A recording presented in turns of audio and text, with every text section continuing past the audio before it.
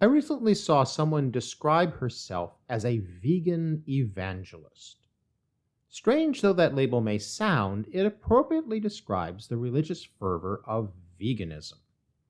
She said, as do some others, that she was on a mission to save the planet and wants to convert people to veganism.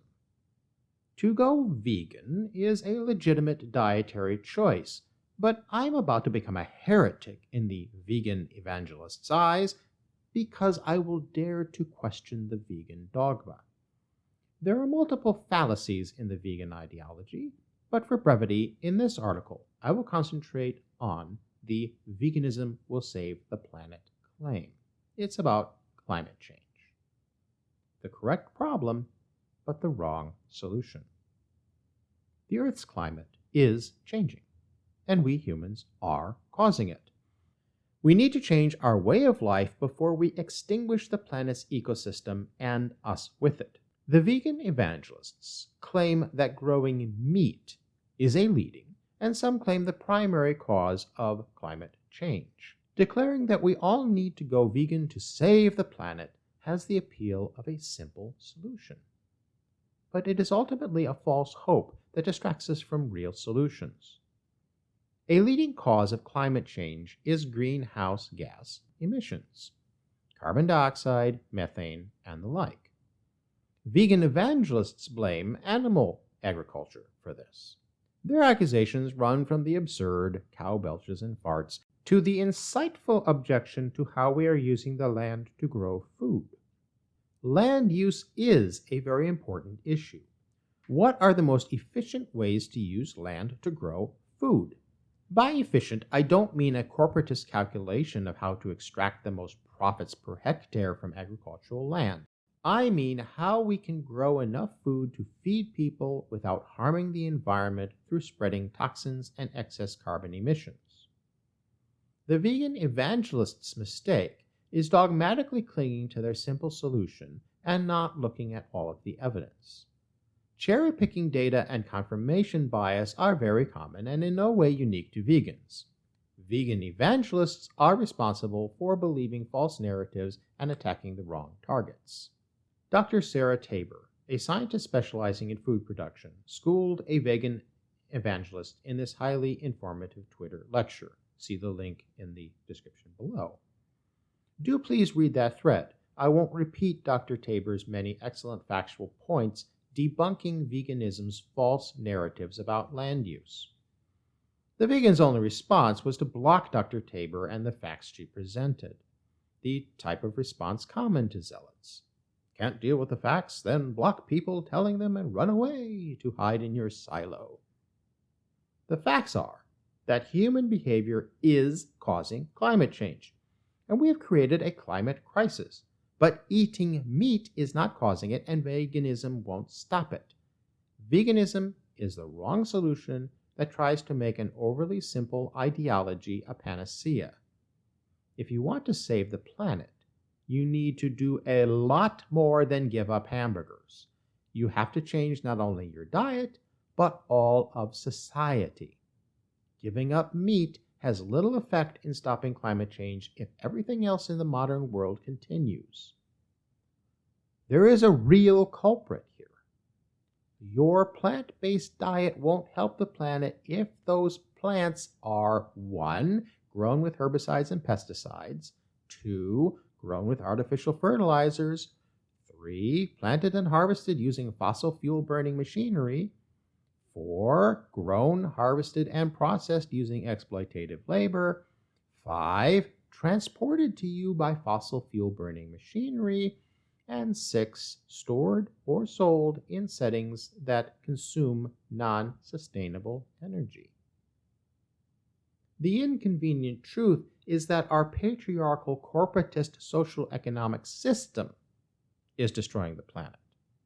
Eating meat did not create that system, and if you want a single cause to blame, look into the history of wheat cultivation. Veganism does not address, much less solve, the underlying problem. Concerning excess greenhouse gases, The issue is not cattle farting, it's actions like taking fruit from the tropics and flying them to other continents. It's a vegan driving an SUV to a specialty vegan store. It's the single-use plastics that serve the vegan bubble teas and package the vegan fake meat products. If the vegan evangelist says, "But I cut down on my use of single-use plastics, and I drive an electric car, and I recycle," I say, that's good. Seriously, kudos. But guess what? A meat eater can do all of those acts too, and in fact, many do. I completely agree with vegan evangelists when they argue that the methods used by agriculture to grow meat is overly wasteful and harms the environment. Here's the reality beneath the rhetoric. Meat is not the problem. It is the way meat is grown that is the problem. Here's an analogy to explain it. Trees produce wood, right? To make wood products, we need to cut down trees. Indiscriminate clear-cutting of forests harms the environment. But trees can be sustainably grown and harvested. Trees are the epitome of a renewable resource if we work with nature. The patriarchal corporatist mindset of bringing the big trucks into the forest, cutting down all the trees, and hauling it away harms the planet. The mindset that the forest is there to be exploited for profit is the culprit. The agricultural equivalent of indiscriminate clear-cutting of forests is factory farming. The patriarchal corporatist mindset that land is there to be exploited for profit regardless of the consequences is the chief culprit causing climate change. Factory farming focuses on economies of scale. The corporate push for economic efficiency leads to the use of monoculture, herbicides and pesticides, artificial fertilizers, and fossil fuel burning machinery. Especially in the last 50 years, factory farming corporations have created enormous farms in selected areas, dominating land and water supplies, and forcing the food system to rely on transporting food hundreds, even thousands of kilometers from the factory farms to the consumers. Nearly 70% of U.S. total fruit and vegetable production comes from California, while only 4% of it is grown organically. And that has to be transported around the country. That's factory farming of fruits and vegetables, not meat, with all the related harms caused by fossil fuel burning transport vehicles. Here's the thing. Factory farming is used to grow all food, not just meat. Whether it's pigs or corn, if you use toxic chemicals and fossil fuels to grow them, you are harming the planet with poisons, waste, and greenhouse gas pollution.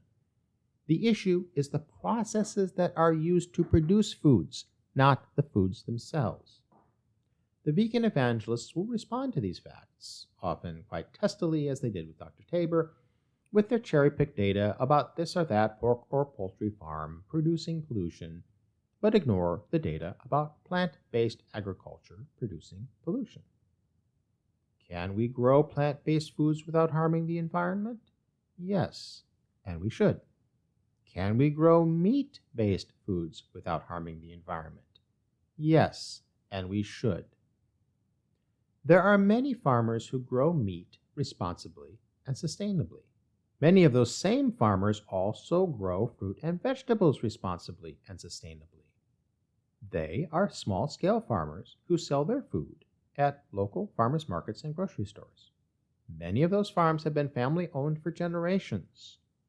Vegan evangelists can hate on those small meat-growing farmers all they like. But the bottom line is that factory farming is the culprit. And if we remove factory farming of food, we save the planet. We do not need to reduce our dairy and meat intake. We need to buy local rather than importing our food from faraway factory farms. No veganism required. Should some people eat more fruit and veg? Yes. Does that mean meat should be forbidden for everyone? Of course not. In short, if you want to save the planet, buy local. Local farmers can produce meat and other animal products ethically and sustainably.